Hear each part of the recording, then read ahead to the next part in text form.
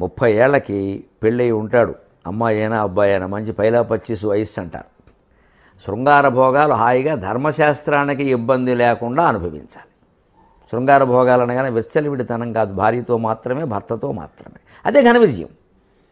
ఇదంతా పురోగమనం గమనించండి.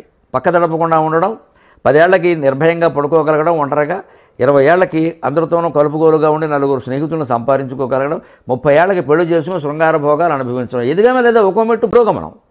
ఇక తర్వాత వినాలని ఉంటుంది కథ. 40 ఏళ్లకి మరి ఈ శృంగార భోగాలు నువ్వు అన్ని కలుపుగోలుతనాలు బాగానే ఉన్నావు, డబ్బులు లేకుండా ఎలాగా? జీవితానికి సరిపడ సంపాదించడమే లక్ష్యంగా పెట్టుకోవాలి 40 ఏళ్లకి. అదే ఘన విజయం. అది కూడా ధర్మ మార్గంలోనే. శృంగార భోగం ఎలాగైతే ధర్మ మార్గంలో ఉన్నామో, డబ్బు సంపాదించడం కూడా ధర్మ మార్గమే.